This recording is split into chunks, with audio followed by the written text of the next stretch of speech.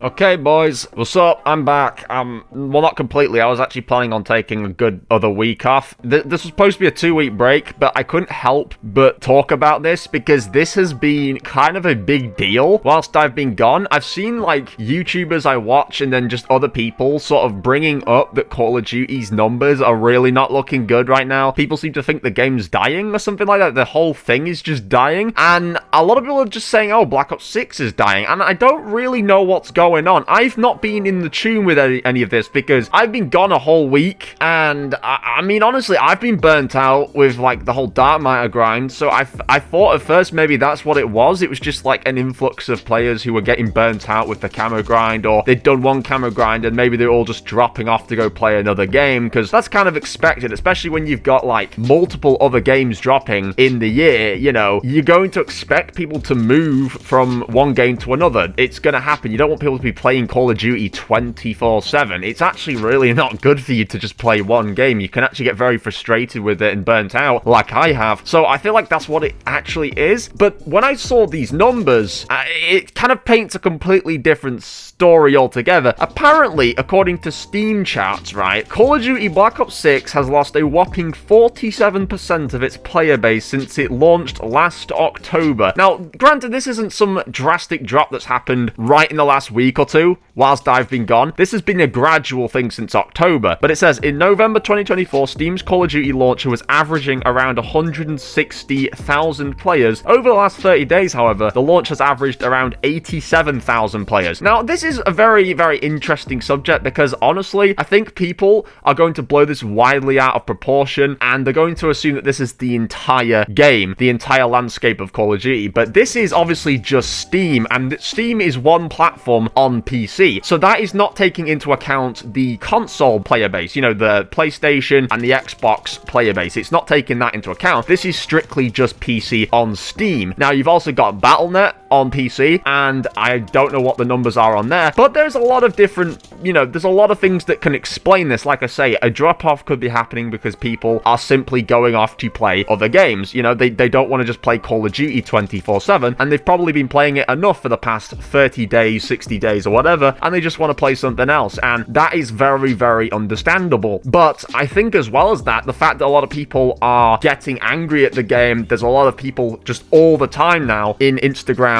constantly just ripping the game to shreds, complaining about everything. It does make you wonder, like, is Call of Duty dying? Is it genuinely disliked more than it is liked? And I think it's very conflicting, because part of me thinks, well, yeah, this has been going on for the better half of a decade now at this point. Like, there's always been people complaining each year saying the game's dead. They buy it anyway, they keep playing, then they'll say, oh, it's the next one's coming out, it's so hype, and the same cycle just continues, and you just kind of get accustomed to hearing that all the time. But when you start to see that social media is completely littered with comments saying the game sucks and it's got this and that problem, or I'm not playing this game anymore, or this game is ass, or I'm uninstalling, or all these different things, right? It starts to become a little bit concerning, because for content creators especially, if this is like what we're mainly playing as our content, it's kind of hard, you know, how to navigate a different game to play if this is kind of going on, especially because there's no other game that really does it like Call of Duty does it. Like, we've had games that have come close, like X-Defiant, but look how that ended out. Like, that thing's already shutting down, it barely has enough players keeping it going, and it really doesn't compete. And it's just one of those things. I don't really know if Call of Duty can fully die. There is no actual competitor that does exactly what this game is capable of doing, and that's why I think this is quite conflicting, because I don't think it really can die. But when you look at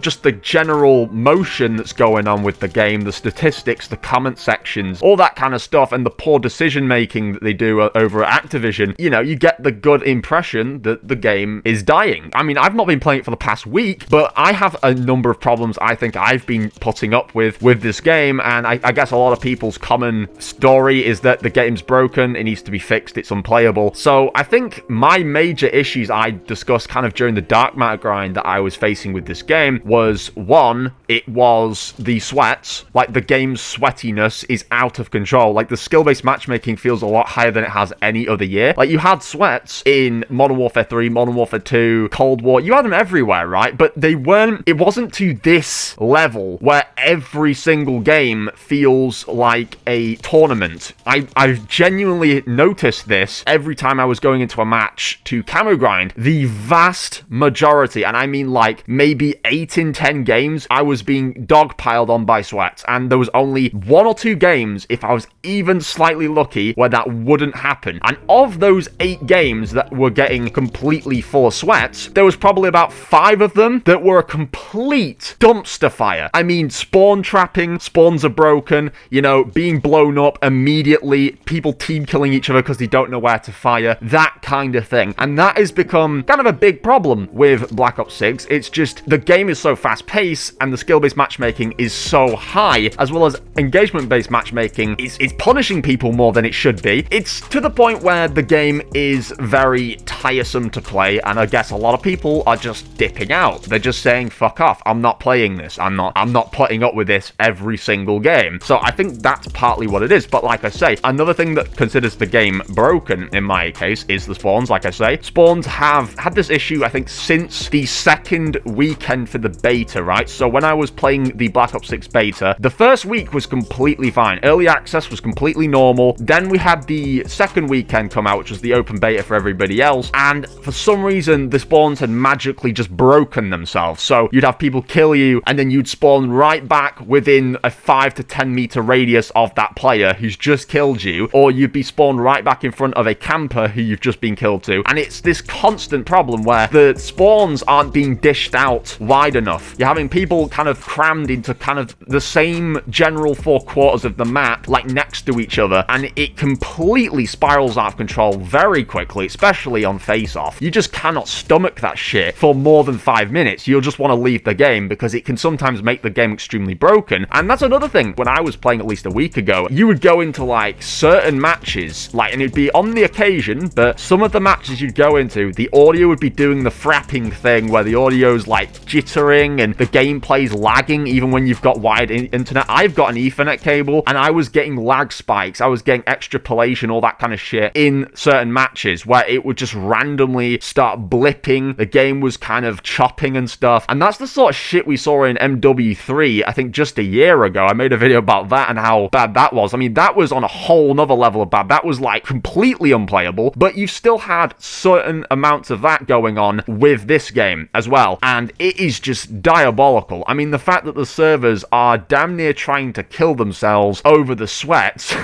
I mean, that's basically what it is. I can't think of what else to boil it down to other than the sweatiness that's just breaking the servers. But that's the main things I think I've seen that have made the game broken. Then there's other micro problems, and I know they're not really micro in the large scheme of things. They're definitely corporate greed related shit, and people are used to it to some degree. People definitely hate it, but the reason I call it a micro issue is because it's not stopping people from playing entirely, but they're just other things that kind of put the nail in the coffin, so to speak. So some of those issues are Activision's greed, right? They've apparently done this thing, right, where the new Squid Game 2 crossover came in. I've heard they've got like a whole red light, green light mode or something in there or some shit. But apparently they dropped like this extra upgrade for the battle pass. So it's not the black cell, it's another upgrade after the black cell for separate Squid Game rewards. Okay, so it turns out I actually got this wrong. I hadn't hopped on the game in a week, like I say. I couldn't be asked checking originally, but I did hop on, and it isn't actually a battle pass upgrade. It looks as if it is, but it's actually an event upgrade. Needless to say, the premise doesn't change. It's still desperate stuff. Like, I know no one has to buy it, but it's clear that if you want to get cooler rewards, it's incentivizing people to put money into the game so they can get the better upgrades and stuff like that for the Squid Game event. And if this becomes a reoccurring thing, then we're just allowing them willingly to just keep making events that require money for extra stuff, which is super dumb. And even though this has nothing to do with the battle pass, I'm going to leave this in here because I do think it's a possible thing that could actually happen, because it won't be long before they do extra battle pass upgrades as well. It's so bad. It is so bad that this is kind of what the game's come to. We're having to like pay extra money after a black cell. Like the black cell upgrade is now like the standard battle pass because they just know everybody's buying the battle pass at a standard with renewed COD points from the last battle pass.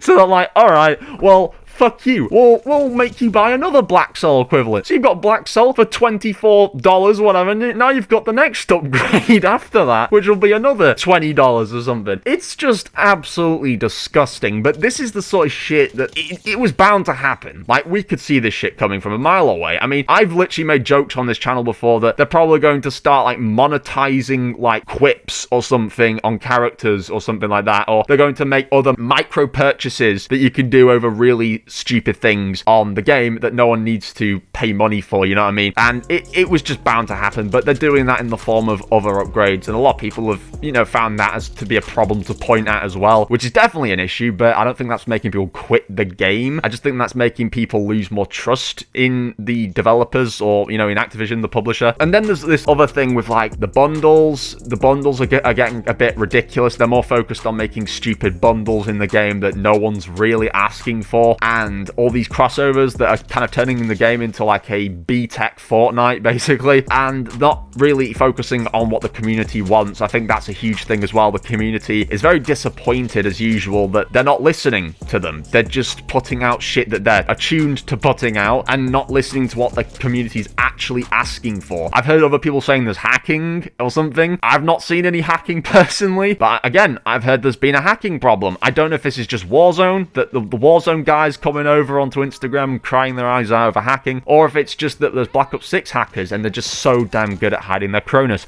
I've not seen any hackers, but I just think this is all getting a bit out of hand, and I think to see a 47% player base drop on Steam is quite telling, actually. I think that's a trend. You don't just see that kind of drop on one platform unless there was some significant bug, like some sort of groundbreaking glitch or something like that, you know, that prohibits players from hopping on Steam. But I don't think that's the problem, and I think it's genuinely a trend of what's to come, and it doesn't look promising. If this is happening on Steam to this degree, you can only imagine that maybe on Battle.net and console, there's going to be a significant trend, maybe slightly higher, slightly lower, or maybe the same. I don't know, but it's not good. It's definitely not good, and I don't know what this means for Call of Duty, but I don't know if we should say the game's gonna die. I think that's a bit of a stretch, considering Call of Duty is Call of Duty. Again, it could be numerous things. It could just be, you know, the state of, again, skill-based matchmaking being too harsh on people getting burnt out and moving on to other games for the time being. But I don't know. We have to see, I suppose. But I thought I'd just hop on and make a video about that whilst I'm on this break, because I just thought that was kind of surprising to see, you know, with like the best COD we've had in years, and yet